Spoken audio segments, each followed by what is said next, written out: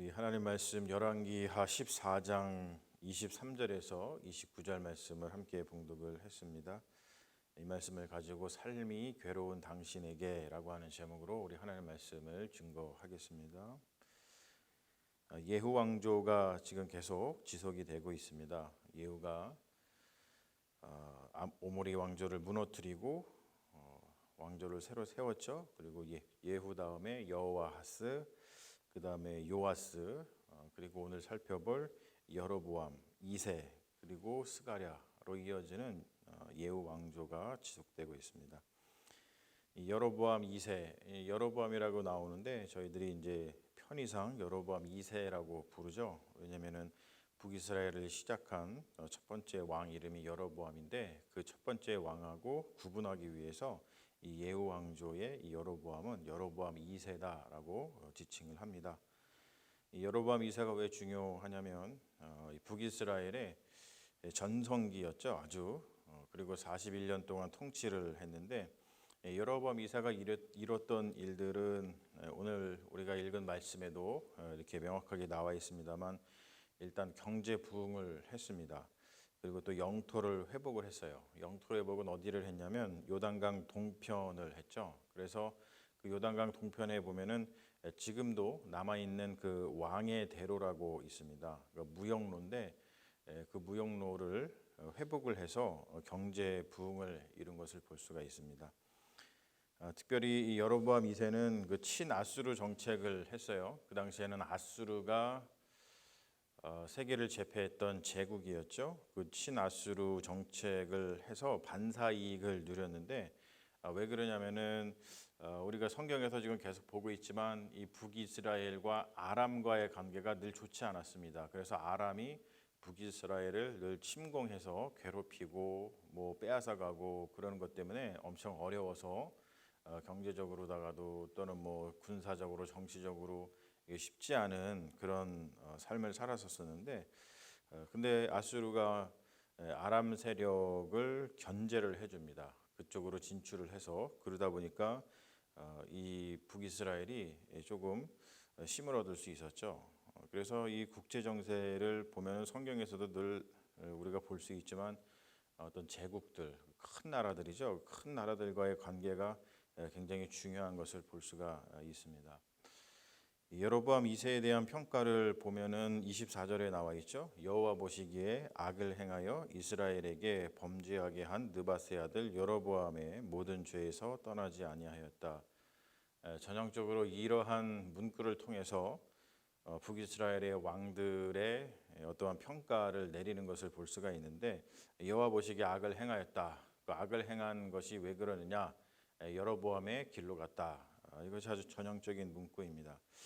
근데 우리가 여기서 좀 한 가지 좀 짚고 넘어가야 될 것이 뭐냐면 여로보암의 죄가 무엇인가? 그러니까 이 열왕기상 열왕기하를 보면은 계속해서 이렇게 평가를 하고 있잖아요. 여로보암의 그 길로 갔다. 여로보암의 모든 죄에서 떠나지 아니했다. 이러한 평가를 통해서 왕들을 평가를 하고 있는데 그러면 여로보암의 죄는 무엇인가? 여기서 말하는 여로보암은 북이스라엘을 세운 그 첫 번째 왕을 이야기합니다.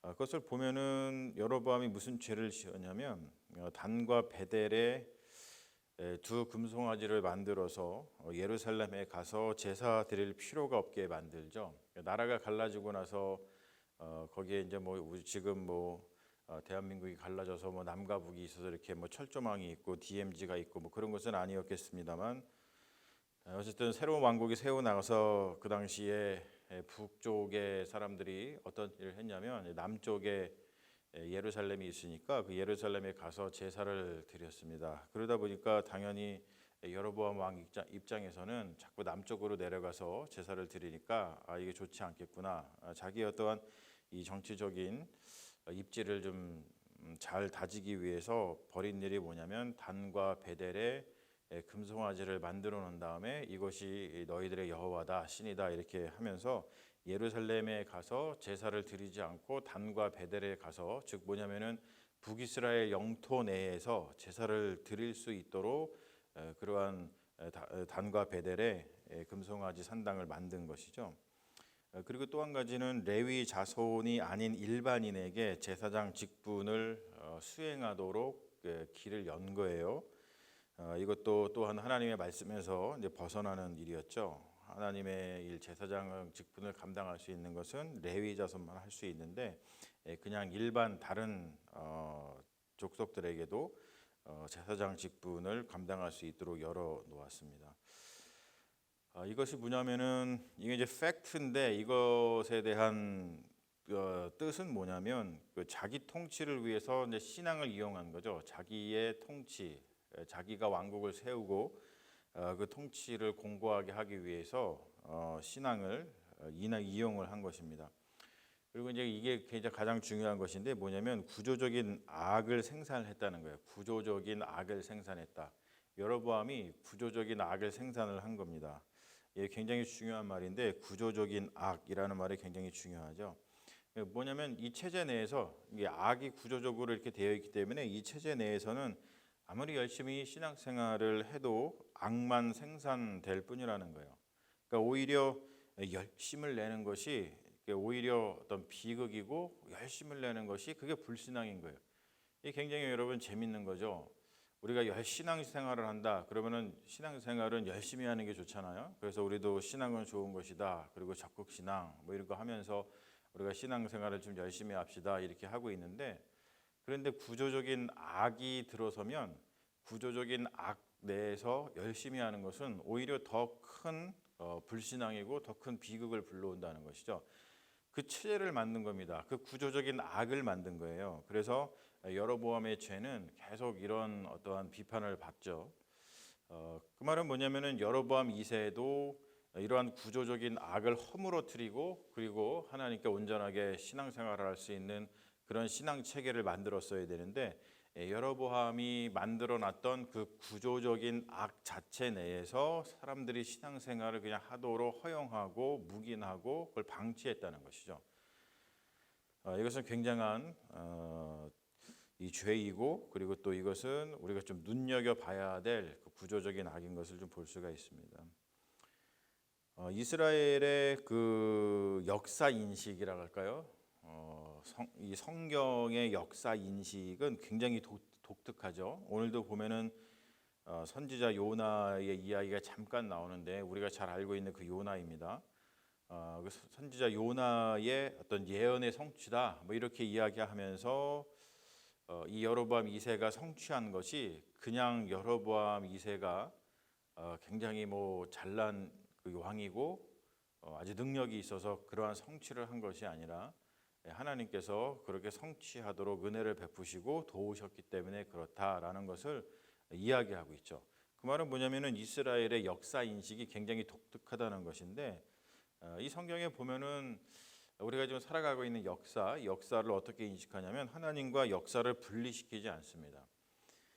그리고 역사의 주인은 하나님이시다는 것을 계속해서 이야기를 하고 있어요. 그것이 이제 어떠한 이 선지자가 예언을 했다 뭐 이러한 표현으로다가 나옵니다만 역사의 주인은 하나님이시다. 그리고 모든 역사는 하나님의 그 섭리 안에서 흐르고 있다. 이런 것을 이스라엘의 이 성경, 이스라엘의 역사 인식이고 성경은 계속해서 그것을 우리에게 보여주고 있죠.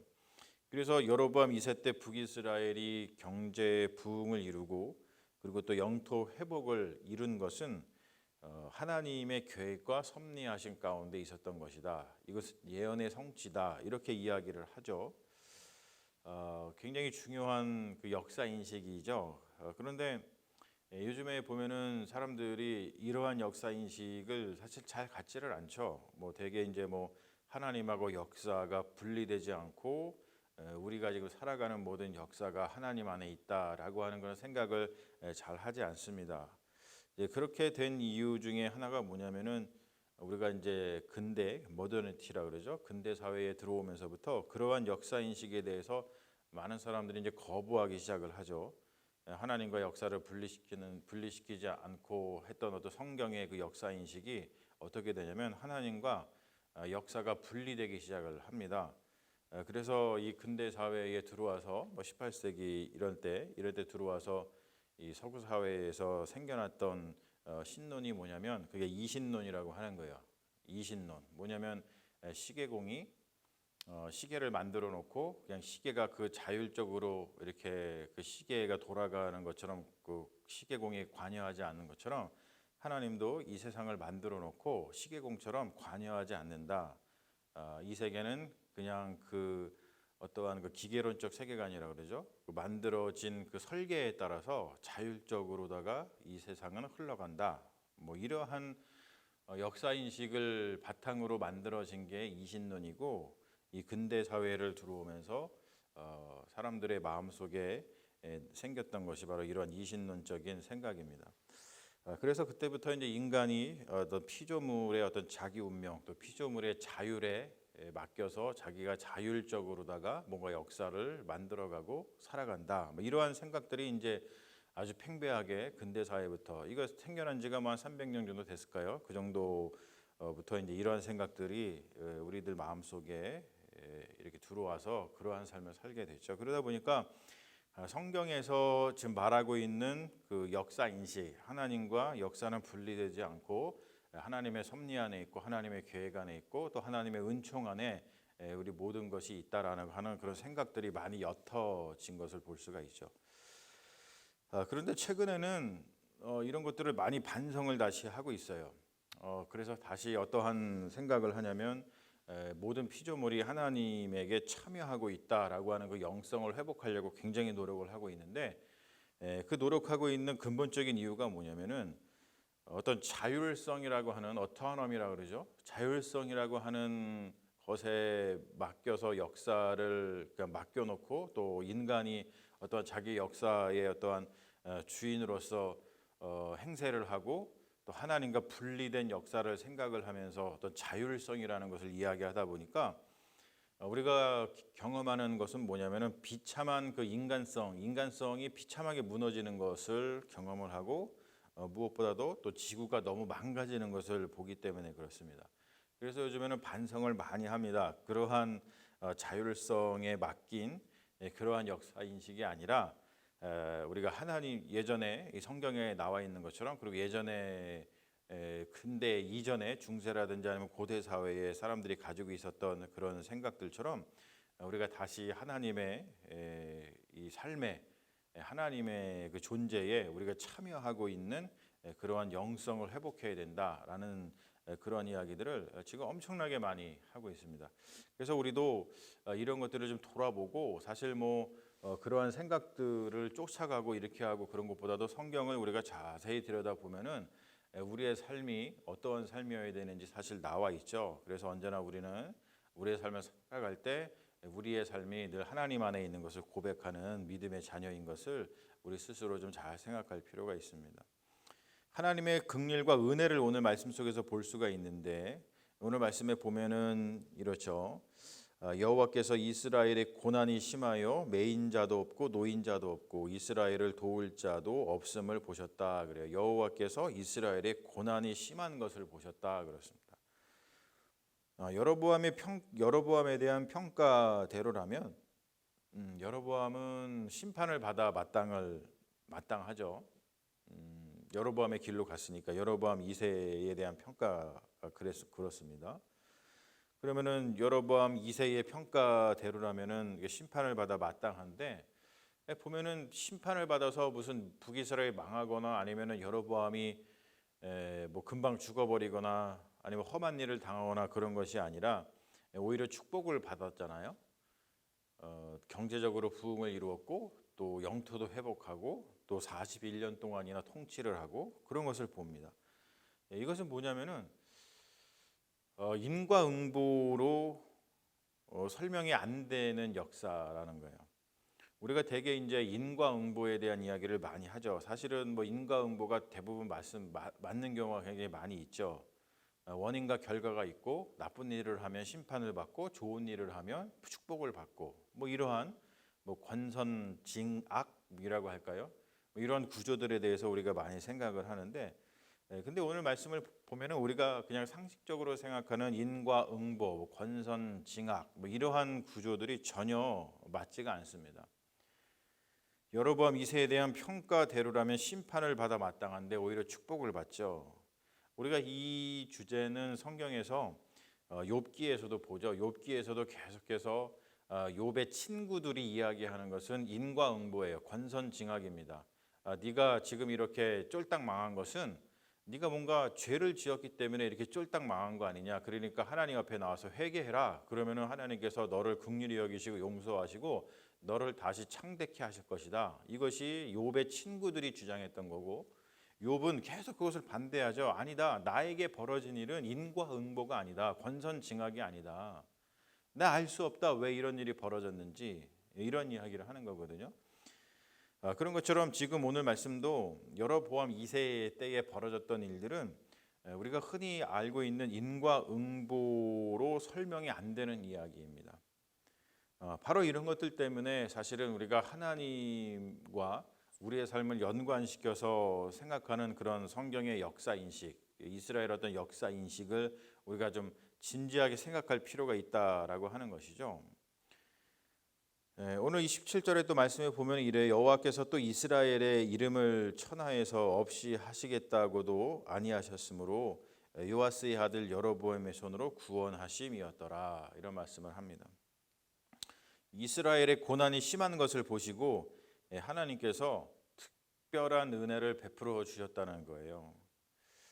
저는 이 말씀을 오늘 보면서 오늘 말씀 제목이 삶이 괴로운 자에게 뭐 이런 제목으로 오늘 말씀을 전하고 있는데, 이 말씀은 삶이 괴로운 자에게 아주 큰 위로가 되는 말씀입니다. 삶이 괴롭거든 우리가 살면서 괴로운 일이 참 많이 있죠. 그때마다 우리를 괴롭히는 일들이 있을 뿐만 아니고 또 우리를 좀 크게 괴롭히는 일이 있고 또 우리의 삶 자체가 문득 삶이 왜 이렇게 괴롭지? 그래서 낙심할 때가 많이 있고 참 힘들고 어려울 때가 많이 있죠. 그럴 때 우리가 어디서 위로를 받아야 되지라고 할 때 오늘 말씀 같은 경우는 정말로 큰 위로가 되는 말씀이라고 생각을 합니다. 삶이 괴롭거든 여러분 이렇게 한번 기도를 해보시죠. 오늘 말씀에 기대서 기도하는 것이죠. 우리가 언제나 기도할 때는 그냥 내 마음속에 있는 것들을 기도하는 것보다도 하나님의 말씀, 성경 말씀에 기대서 의지해서 그 말씀을 붙들고 그리고 기도하는 것이 정말로 중요한데, 삶이 괴롭거든 하면 이렇게 기도해 보십시오. 오늘 말씀에 의지해서 하나님 여로보암도 구원해 주시는데 제 인생이 괴롭사오니 저도 좀 구원해 주십시오. 이러한 기도가 저절로 나올 수 있는 아주 귀한 말씀이라고 생각을 합니다.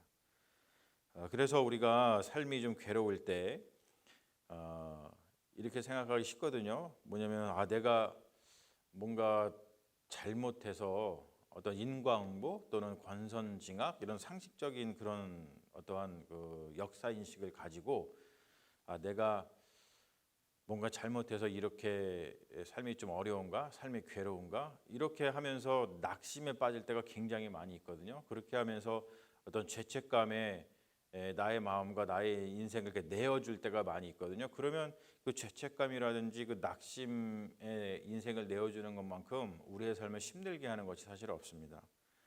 근데 오늘 말씀 보면은 그런 것을 넘어서는 하나님의 은혜가 있습니다. 그런 것을 넘어서는 하나님의 긍휼하심이 있어요. 우리가 그것을 좀 반드시 알 필요가 있다는 것이죠. 그래서 살아가다가 삶이 어렵고 살아가다가 삶이 힘든 것을 만나거든 이런 말씀을 좀 기억하면서 내 삶이 왜 이렇게 괴롭지? 정말 위로가 필요한데 라고 할 때 어디서 위로를 얻을 것인가 라고 할 때 우리 하나님의 말씀을 통해서 위로를 받는 것이 가장 큰 위로이고 정말 능력이 되는데, 그때 이렇게 기도하는 거죠. 하나님 말씀에 보니까 여로보암 2세가 분명히 평가대로라면 심판을 받아 마땅한데 보니까 축복을 받지 않습니까? 하나님 여로보암 2세도 이렇게 축복해 주시는데 구원해 주시는데 주님 제 인생이 괴롭습니다. 저도 좀 구원해 주십시오 라고 하는 그 간절한 기도를 이 말씀을 통해서 하나님께 드릴 수 있다라고 생각을 합니다. 그래서 혹시라도 지금 삶 가운데 어떤 괴로운 일이 있어서 여러분들이 힘들고 어려우시거든 이 말씀, 오늘의 말씀을 다시 한번 이 마음속에 품고 묵상하시면서 이 말씀에 의지해서 주님 저도 구원해 주세요 라고 하는 그 깊은 기도를 통해서 정말로 우리 삶 가운데 우리가 살아가는 이 역사, 이 시간 가운데 함께 하시는 하나님께서 그 기도를 들으시고 여로보암 2세를 구원해 주신 것처럼 여러분들을 구원해 주시는 그 하나님의 은혜가 여러분들에게 임해서 구원의 하나님을 경험하시고 새 힘을 얻으시는 그 놀라운 은혜가 여러분들에게 임하시기를 주님의 이름으로 축원합니다. 아멘. 믿습니다. 우리 잠시 기도 한번 하겠습니다. 하나님 아버지 감사합니다. 오늘의 말씀 우리가 다시 한번 들여다보고 또 이 말씀을 통해서 힘을 얻습니다. 주님 곰곰이 생각해 보면 오늘의 말씀이 얼마나 큰 위로가 되는지 모릅니다. 우리 삶 살아가다 보면은 너무나 힘들고 어려울 때가 있어서 내 삶이 왜 이렇게 괴롭지? 이 괴로움 속에서 내가 어떻게 해야 되지?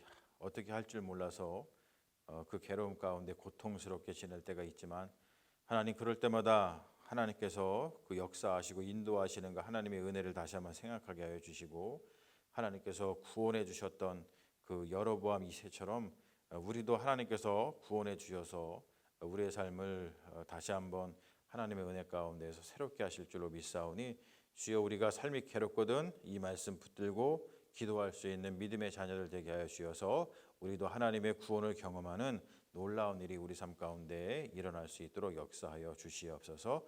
주님께서 우리와 함께 하실 줄로 믿으며 우리를 구원하신 예수님의 이름 받도록 간절히 기도합니다. 아멘. 믿습니다.